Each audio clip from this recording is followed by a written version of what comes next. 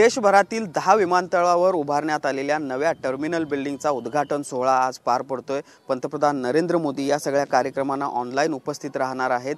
कोल्हापुरात देखील अशाच पद्धतीने ही टर्मिनल बिल्डिंग आहे ती उभारण्यात आलेली आहे आणि मुख्यमंत्री एकनाथ शिंदे यांच्या उपस्थितीमध्ये या सगळ्या टर्मिनल बिल्डिंगचा लोकार्पण सोहळा जो आहे तो पार पडणार आहे। आपण ही झलक बघू शकतो। कोल्हापूर विमानतळावरील नव्या टर्मिनल बिल्डिंगची ऐतिहासिक लुक देण्याचा प्रयत्न या सगळ्या बिल्डिंगला करण्यात आलेला आहे। खरं तर गेल्या अनेक वर्षापासून हे सगळं काम आहे ते सुरू होतं। मधल्या काही काळामध्ये हे काम रखडलेलं देखील होतं, मात्र अखेर हे काम आता पूर्ण झालेलं आहे।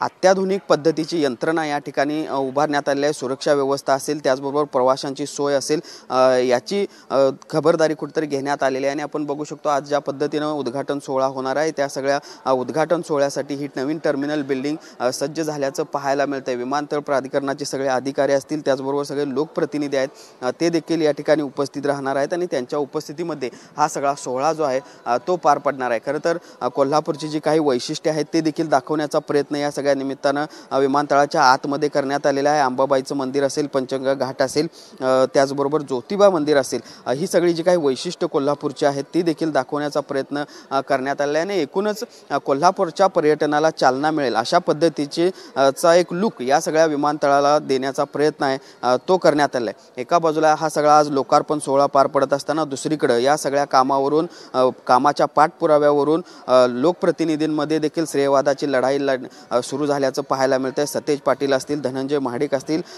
तत्कालीन खासदार संभाजीराजे छत्रपती असतील, यांनी सोशल मीडियाद्वारे दावा केलेला आहे आपल्याच पाठपुराव्यामुळे ही सगळी टर्मिनलची बिल्डिंग जी आहे ती पूर्ण झाल्याचा दावा या सगळ्या लोकप्रतिनिधींकडून केला जातोय। एका बाजूला ही सगळी लोकप्रतिनिधींची श्रेयवादाची लढाई सुरू असली तरी आपण बघू शकतो कशा पद्धतीनं ही नवीन आणि अत्याधुनिक टर्मिनल बिल्डिंगची इमारत जी आहे ती आता सज्ज झालेली आहे असं म्हणावं लागेल।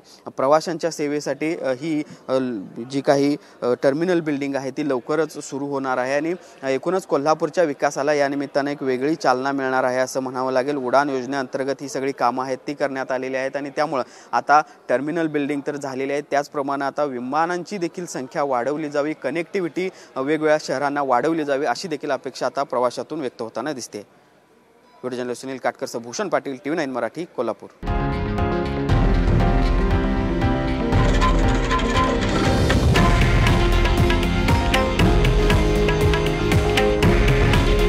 हे आहे देशातील नंबर 1 न्यूज नेटवर्क आणि आपण पाहत आहात TV9 मराठी। काळजी तुमची, हित महाराष्ट्राचं।